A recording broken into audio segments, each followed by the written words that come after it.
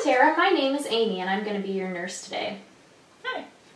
So can you tell me what brought you in today? My annual health screening. Okay, so I'd like to just start out by doing some orientation questions. Can you tell me what state we're in? Missouri. Okay, can you tell me your full name? Tara Lynn Tribune. Okay, can you tell me your date of birth? 2988. Okay, so are we currently in a shopping mall, grocery store, or a made-up clinical office? Clinical office. Perfect. Okay, so the next thing I'm going to do is I'm just going to assess your head and neck for symmetry, okay? So I'm just doing a visual inspection. I'm just going to take a look at your neck, tilt your head back slightly, and swallow once for me. Okay, can you smile for me? Okay, now frown. Okay. Okay, so the next thing that I'm going to do is I'm going to just palpate your skull and look through your hair, if that'd be okay. Okay. Okay, so we would want to move through the patient's head from the front to the back, and we're just palpating for any masses or lumps. Have you ever had any head trauma? No. No? Okay. And so then the next thing we're going to do is we're just going to look through the patient's hair and make sure that it's clean and healthy, which hers is. Okay. So the next thing I'm going to do is I'm going to palpate your sinuses, okay? So I'm going to just touch on your face. I want you to tell me if anything I'm doing is tender or hurts, okay?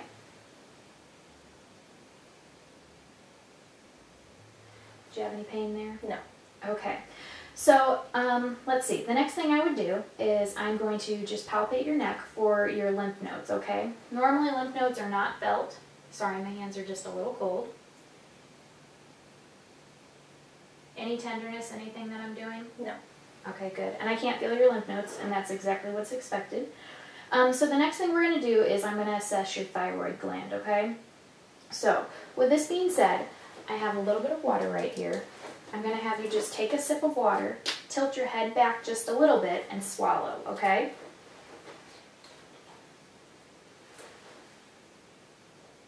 Okay, good. Now I'm going to have you do the exact same thing, and I'm just going to lightly place my hands on your thyroid, okay? Perfect. Okay.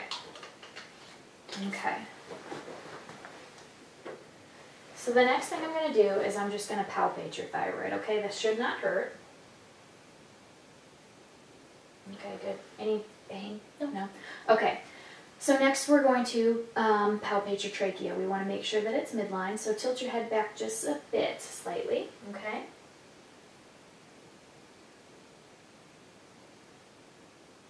Okay, trachea is midline. And then at this point in time, we would just do one final look over of the head and the neck to make sure that everything is symmetrical. Tilt your head back just slightly one more time. Give me a nice swallow. Okay, so we're just assessing the jugular vein and also carotid arteries, which you would want to palpate one at a time to feel for the pulse. And everything is good. So the next thing that we're going to do is we're going to assess the nose. So first we would start by visual inspection of the outside of your nose. We would want to make sure it's symmetrical, which it is. It's the same color as the rest of your face, which is normal. That's what we want. I'm going to lightly just touch your nose. Tell me if anything hurts. No? No. Everything good? Yep. Perfect. Okay. So, I have my handy dandy pen light. Now I'm going to take a look up inside of your nose, okay? Okay. Tilt your head back just slightly. Oh.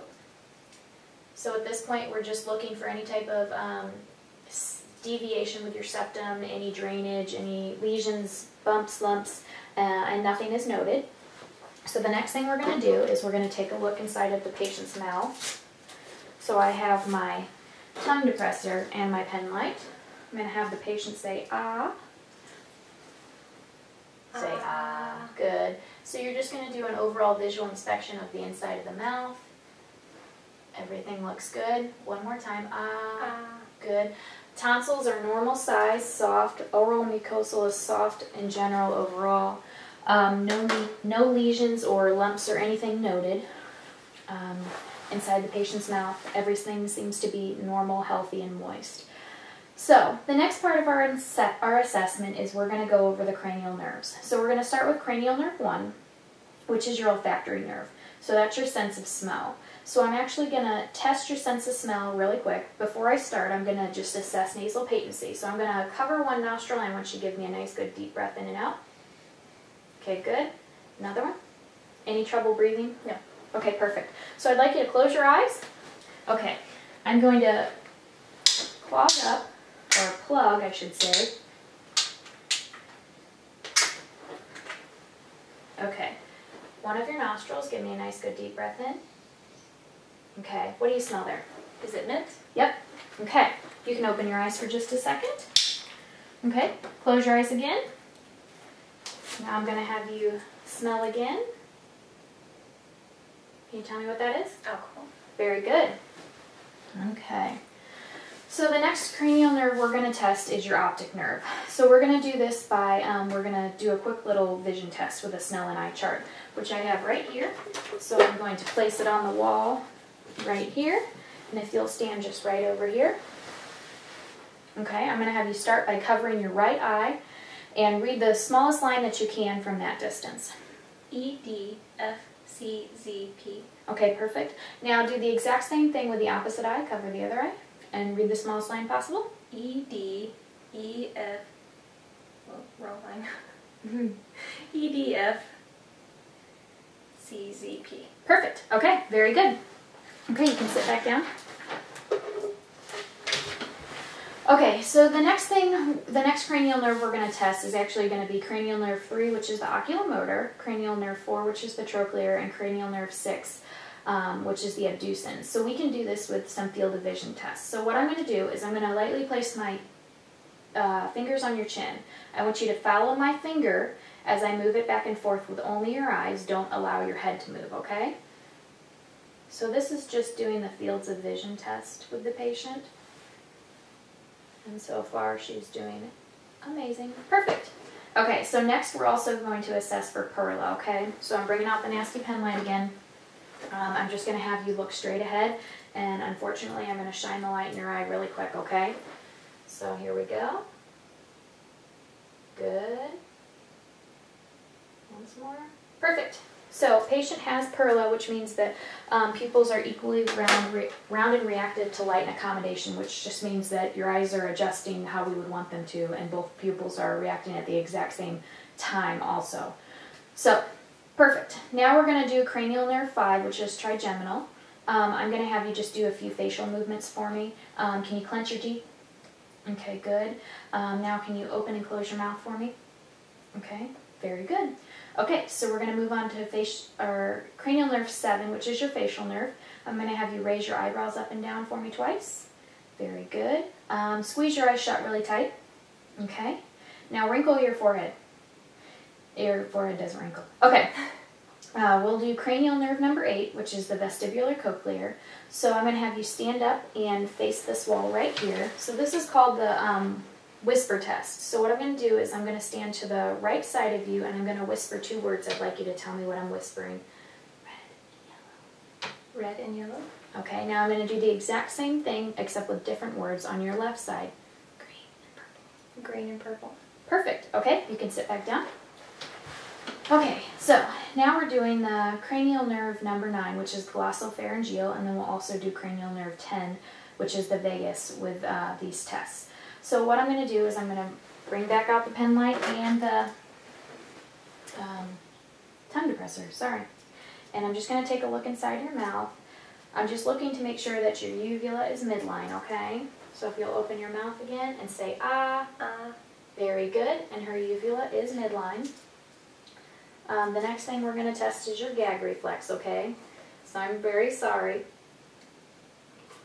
Okay, perfect. Sorry, I hate doing that to people. And then one more thing, I'm just going to observe you swallowing water, because that also tests these 2 nerves. Okay, good. And the patient didn't choke, so that's exactly what we want. So next we're going to do the spinal accessory nerve. So I'm going to do this, or I'm going to test the patient with this. I'm going to place my hands on your shoulders, and I'd like you to bring your shoulders up. Give me resistance. Don't let me push you down. Good. Okay, perfect. And then we'll do cranial nerve number 12, which is the hypoglossal, and I'm just going to have you do a few movements with your tongue. So stick your tongue straight out. Okay. Now move your tongue side to side. Okay, very good. Now try to touch your tongue to your chin. Okay, very good. I know it's weird stuff. So you did great on all of those. So the next part of the assessment is we're actually going to do I'm going to palpate, percuss, and auscultate your abdomen. So if you can lay on back for me. Is it okay if we just lift up your shirt? And my hands are kind of cold. So what you would want to start with anytime you're anytime you're assessing the abdomen is you always want to auscultate first, because you don't want to disrupt any of the peristalsis or normal bowel sounds by pushing or tapping on the patient's stomach. So what we would do is we would listen in all 4 quadrants. Before we start that, we would actually just do a quick visual examination, make sure that this patient's stomach is smooth, no lumps, lesions, bumps, or anything noted. You haven't noticed a hernia or anything lately, have you? No. Okay, good. So then what we would do is we are just going to listen in every single quadrant with the diaphragm. We would listen for a full 2 minutes before we would diagnose that there are absent bowel sounds if we haven't heard any. So we'll just take a quick listen.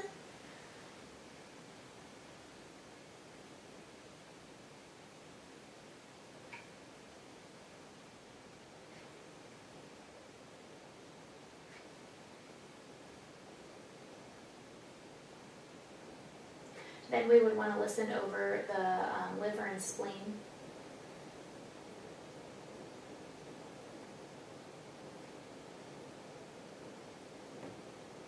And we're just listening for vascular sounds. So Tara must have just recently eaten, because she has positive bowel sounds in all 4 quadrants.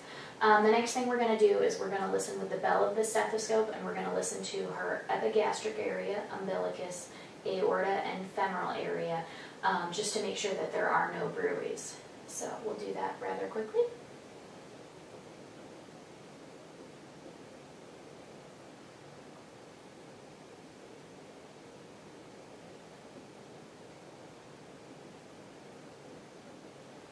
Normally you would listen directly on the skin, but for this purpose I'm not going to listen directly on her skin for the femoral artery area. The next thing that we're going to do is we're going to actually percuss her abdomen. So you want to do it in multiple sites, and you just want to work your way around all the different organs. So we'll just percuss. Sorry, my hands are a little cold.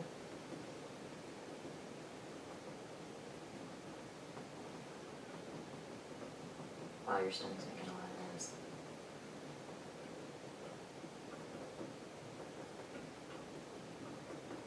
Okay, perfect.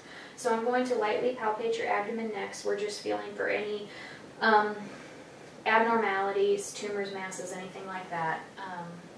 I'm not going to do any type of deep palpation. And again, I apologize, my hands are cold.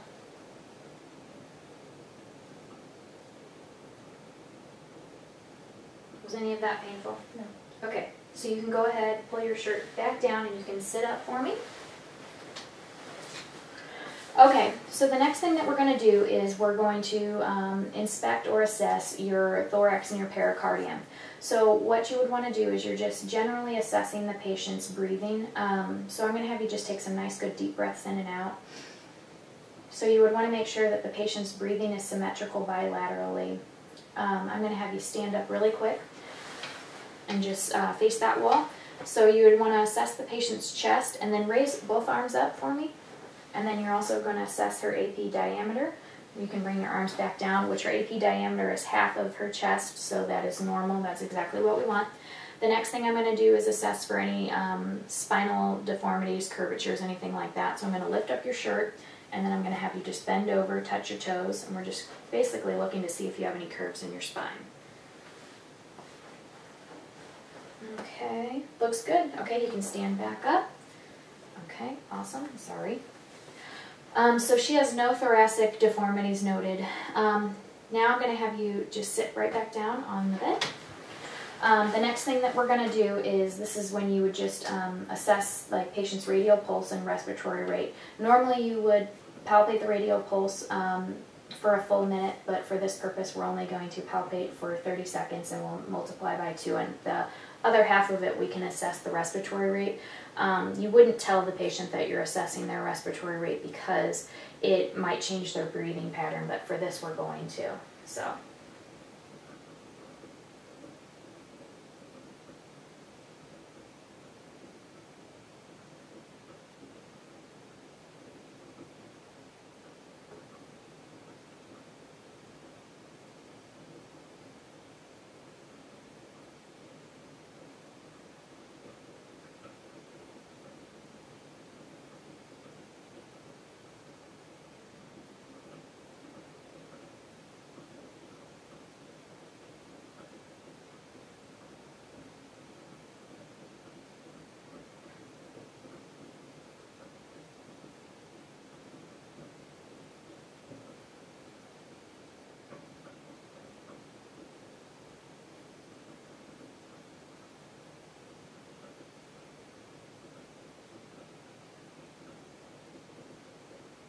So your heart rate was 80 and your respiratory rate was 16.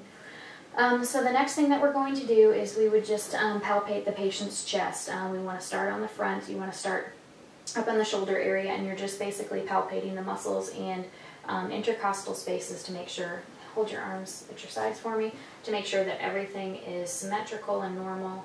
Sorry, hands are cold. Okay, all the way through every single rib. Then what we're going to do is I'm going to place my hands underneath your chest, and we're going to measure chest exertion. So I'm going to have you take nice, good, deep breaths in and out, and you just want to watch your thumbs move symmetrically apart. Okay, very good. Okay, so now we're going to do the exact same thing on the back side. We would just want to palpate all the way down, all throughout all the ribs. Then we're going to come back, and once we get to about the 10th rib, we're going to place our hands exactly the same way except on the back side and do chest exertion back here, so nice good deep breaths. And my thumbs are moving equally bilaterally, so it's symmetrical. Very good.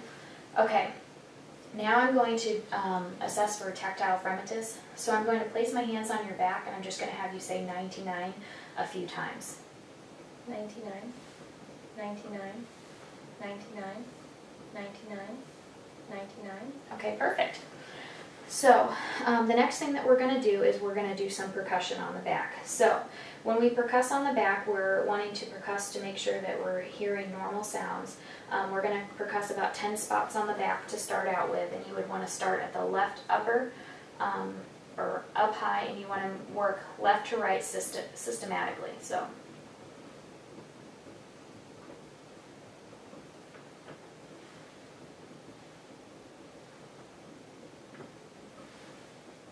Okay, perfect.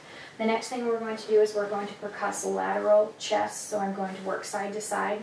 You would want to do this in a systematic manner too. Also, you want to do 4 spots on each side. So.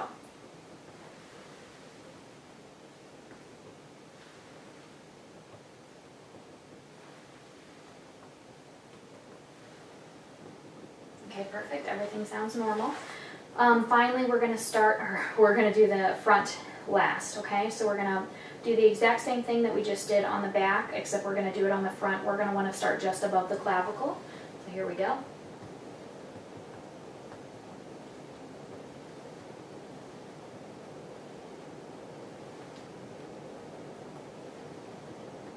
Okay, and everything sounds normal.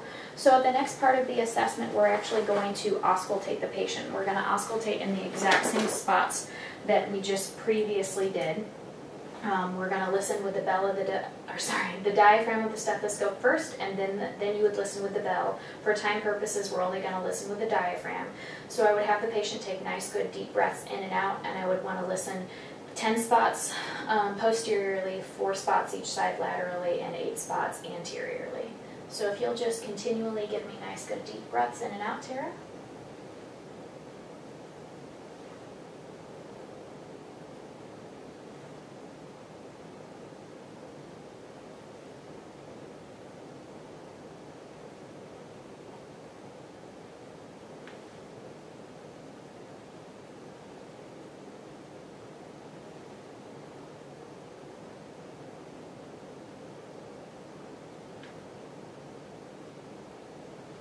Okay, we're going to work around to the front. If you can place both arms at your sides, I'm just going to listen to you laterally.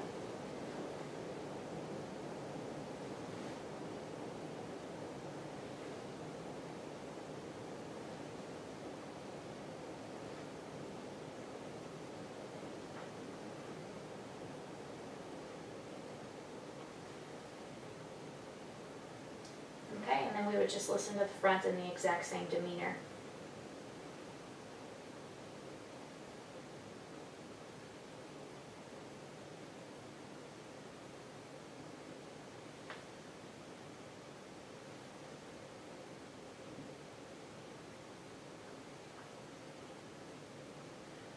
Okay, so for the next part of the assessment, actually we're going to do one more thing on the back side really quick I forgot to do. As I auscultate in the back, I'm going to have you say 1, 2, 3 over and over and over. And this is the whisper pictorially test. So 1, 2, 3. 1, 2, 3.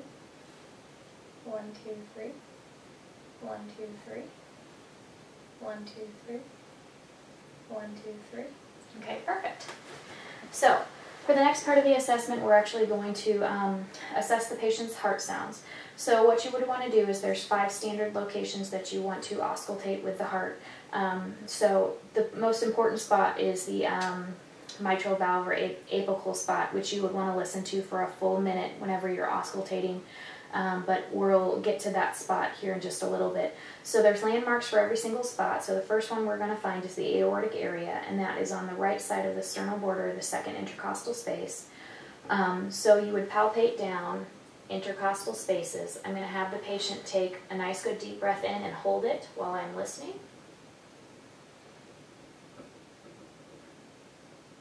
Okay, you can release. And at each spot you're going to want to listen to S1 and S2. If you hear any other abnormalities, you can go further with your exam. The next spot we're going to listen to is the pulmonic area, and that is on the left side of the sternal border, just directly across from where we were at, the second intercostal space. So again, I'm going to have you just take a nice good deep breath in and hold it. Okay, good. Now we're going to move down another intercostal space, so we're going to be at the third intercostal space. This is the second pulmonic area, and we're going to, so the third space down, but the second pulmonic area, a nice good deep breath in and hold it.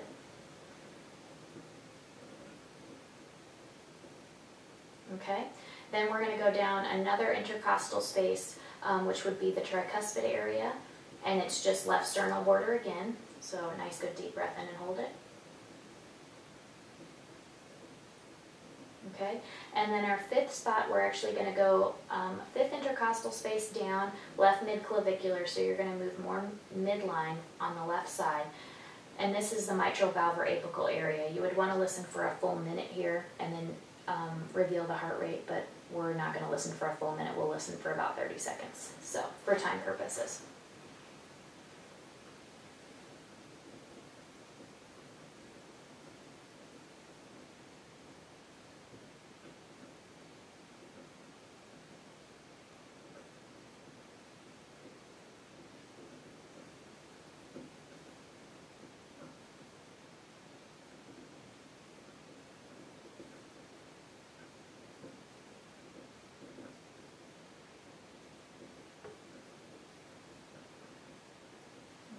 Heart rate is 68.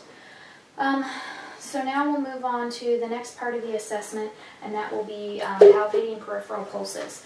So what we're going to do is we're actually going to start with the carotid pulses. You're going to want to palpate one at a time because you don't want to palpate them both at the same time.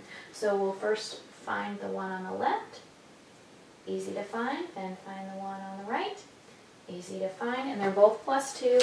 And then you're going to want to listen with the belly of your stethoscope for the carotid pulse to make sure there's no abnormalities as far as bruits.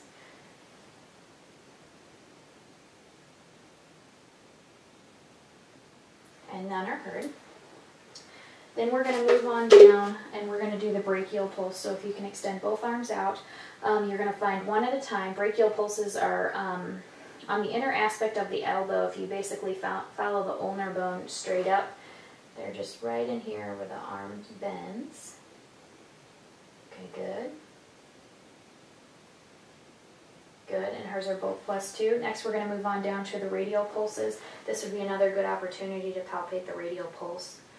You would palpate for a full minute, but we already know her heart rate multiple times during this assessment. Okay, and those are both +2. So now I'm going to have you lay flat for me. I'm going to assess your femoral artery pulse, which is very low down. It's basically near the mons pubis, where the mons pubis area meets the groin. So you would just lightly palpate. And the femoral artery is usually +2 to +3. It can be stronger than the other pulses, and hers are easy to find. Okay, good. So now I'm going to have you roll over and I'm going to assess your popliteal pulses. So if you can lay on your stomach, you would lightly bend the patient's leg up, place your fingers in the popliteal space, and just feel for the pulse. Okay, good. Now we're going to just do it with the other leg. Okay, good. Okay, you can roll back over, and if you want, you can stay in a laying position because I'm going to do the pulses in your feet. Both the popliteal pulses were +2. So next we're going to go for the posterior tips. These can be a little bit more difficult to find. They're on the inner aspect of where the heel is, and hers are actually very easy to find. Okay, and then we're going to go for the dorsalis pedis. Okay, good. Good. Both +2. Okay, so you can sit up. And for the final portion of the assessment, we're just going to do some balance and coordination. First, I'm going to have you take your hands on your thighs, and I'm just going to have you lightly tap back and forth in a slow motion. Okay, now speed up. A little bit faster. Perfect. Okay, you can stop. So there we're just assessing that the patient has coordination and can do equal movements at the exact same time. Next, I'm going to have you take your fingers and go 1, 2, 3 like this. Touch your thumb to your pointer finger, then middle finger, ring finger, and then pinky, and just keep doing that over and over and over, and gradually get faster as you go. Okay, very good. Okay, so the next test we're going to do is the Romberg test. I'm just going to have you stand up for me. Stand with your feet apart. I'm going to have you close your eyes, and I'm just going to assess for swaying. You would have the patient stand for about 5 to 10 seconds. Patient doesn't have any swaying, so she's good. If you noticed outward swaying, that would be an indicator of something. You can open your eyes. Also, you can have the patient stand on 1 foot at a time with their eyes closed and assess for 5 seconds there too. So for the final part, I'm going to have you do the heel to toe test. So I'm just going to have you start over here, and I'm just going to have you walk heel to toe with your eyes facing forward to this wall, okay? And this is just to basically check to make sure that the patient has good balance and coordination. So, and Tara does. Tara's rocking. So, okay, now turn around and go back.